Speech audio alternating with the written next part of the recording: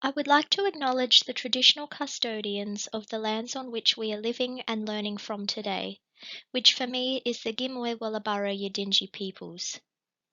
May we pay our respects to elders past, present, and emerging, and extend that respect to Aboriginal and Torres Strait Islander peoples who are joining with us here today. A writer, I think, is someone who pays attention to the world. Writing descriptive texts is an effective way to encourage learners to start noticing the world around them. Once learners can describe the what, they are better positioned to start questioning, challenging, and altering the why and how. In this way, Susan Sontag's sentiment captures the essence of the aspirational goals of Australia's education system, that all young people become confident and creative individuals, successful lifelong learners, and active and informed members of the community. Thank you for joining me today. My name is Anna Hubbard, and I am a final year pre-service teacher from Central Queensland University. I'm specialising in teaching English to early childhood learners. In today's presentation, I'm looking forward to sharing some teaching strategies, learning experiences, and curriculum content which will support your learners to write outstanding descriptions. Descriptive texts should be written using words which accurately describe a person, place, or thing in detail. The author's selection of words should build a mental image in readers' minds of what the subject of the description looks, sounds, feels, and smells like. Identifying challenging concepts and skills within the key learning area is an imperative step in planning engaging and relevant learning experiences.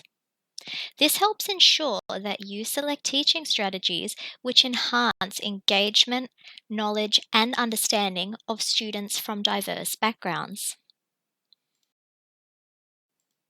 Using adjectives and noun groups as tools for describing people, places, and things is a skill which the Australian curriculum expects learners to develop significantly over the course of Year 1 and into Year 2. Students' vocabularies for writing are expected to expand from their own name and other personally significant words at the end of prep to include common and proper nouns, subject-specific metalanguage, and words borrowed from authors in Year 2. It is thus evident that vocabulary is an area in need of development during this period of great growth. According to the National Literacy Learning Progression, Writing, Year 1 learners are expected to write a small range of familiar common words and write 2- and 3-letter high-frequency words. Therefore, writing noun groups which describe animals and their features in detail may prove challenging for students. This is because adjectives such as scaly, energetic, and resting are simple Tier 2 words. They tend to be longer in length and possess unfamiliar spelling patterns. Understanding how to construct noun groups and the purpose they serve is fundamental to learners' ability to write interesting and precise descriptions. This is the focus of the unit's summative assessment task. It is therefore crucial that learners are provided with scaffolding to position them for success. Lesson 5 in the learning sequence outlines the teaching strategies and learning experiences planned to help learners overcome this challenge. Explicit teaching of noun groups has been placed in the middle of the learning sequence. This ensures learners have had adequate time to integrate adjectives necessary for describing animals into their schema prior to writing noun groups. Vocabulary knowledge was built in a previous lesson, the audio recorded lesson. Explicitly teaching how to form noun groups in the middle of the unit allows learners the time to consolidate writing noun groups in future lessons before writing their summative descriptive texts. Brady and Kennedy posit that having sufficient opportunities to practice a skill prior to assessing it is a feature of a fair assessment task. A suggested follow up activity is to provide learners with sentence stems, which they can use to write a description based on a picture stimulus of farm animals. This provides learners with an opportunity to practice writing noun groups, whilst extending the learning by scaffolding sentence structure.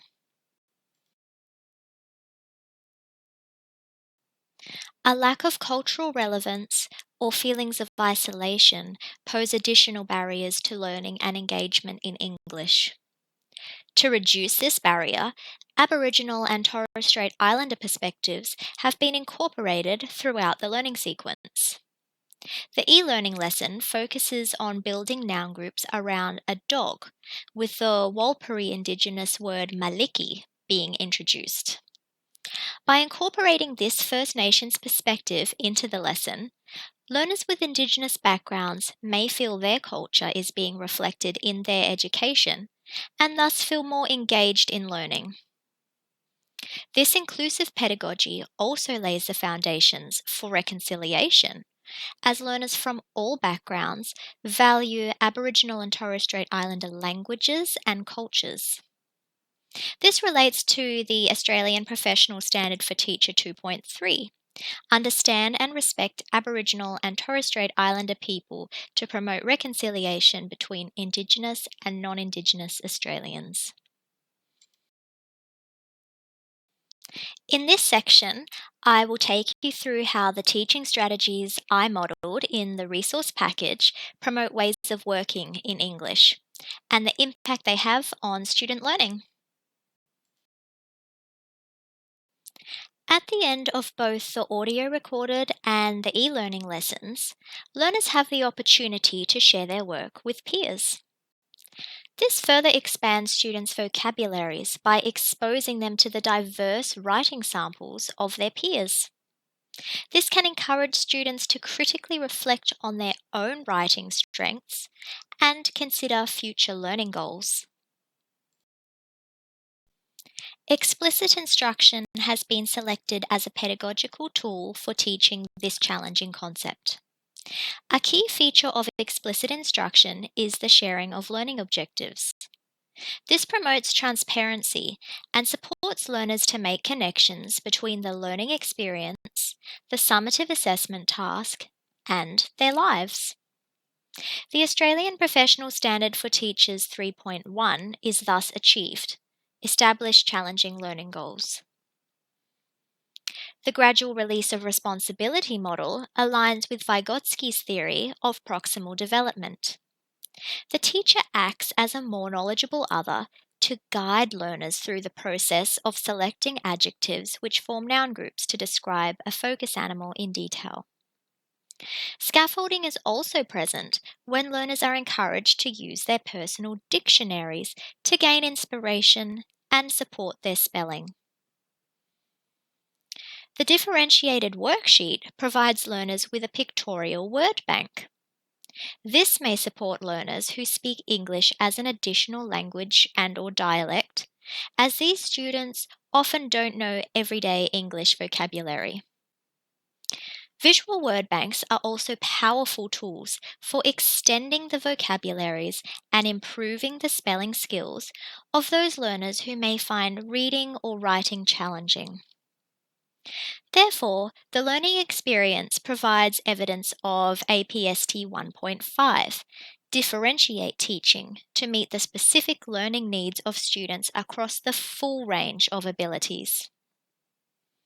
Offering learners the choice to use this differentiated worksheet empowers students as they have control over their learning. This student-centered approach aligns with Glass's choice theory and encourages metacognition, as learners consider the appropriate amount of scaffolding for their own learning needs.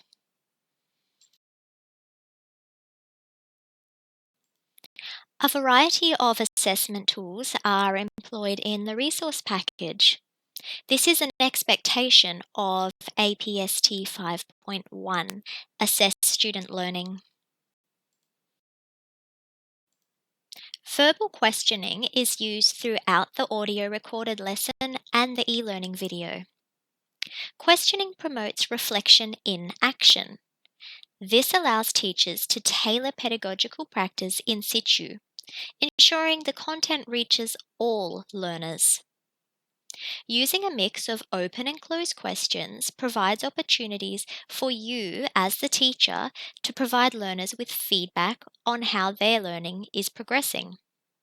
For example, if a learner points to a pronoun such as it when you ask them to point to a describing word, this immediately uncovers a knowledge gap which requires addressing. Closed questions can also be used as a classroom management strategy to confirm students have understood the instructions you have given. Open questions promote higher order thinking and allow learners to apply their newly acquired knowledge and skills.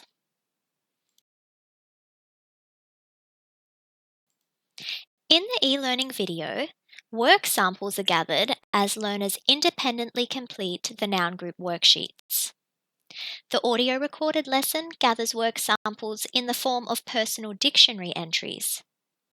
This formative assessment data supports teachers to make judgments about the extent to which the learning objective was achieved and provide learners with feedback on their progress.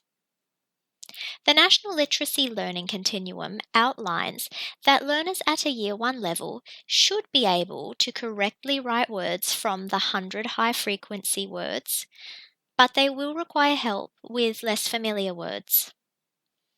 I would expect that some learners may copy 3 shorter words from the class list, such as big. Learners who require extension may write 5 or more words into their personal dictionaries, including ones that they independently noted on their mini whiteboards during the read aloud. Longer words, or those with more challenging spelling patterns, are likely to be spelt incorrectly, but the picture book can be used by students as a tool to note the correct spelling.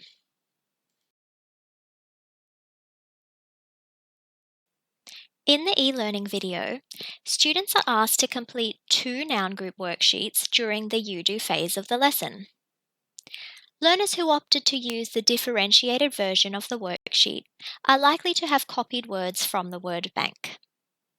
Other learners completing the blank version of the worksheet are expected to refer to their personal dictionaries and the class word wall to gain inspiration and spelling assistance when writing their adjectives. Learners requiring extension may write less common words such as pointed, scruffy, or twitching. Thank you for joining me today.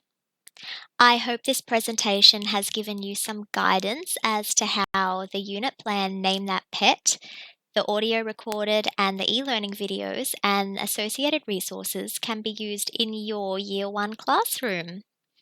Applying some of the teaching and assessment strategies discussed today should empower you and your learners as superstar writers.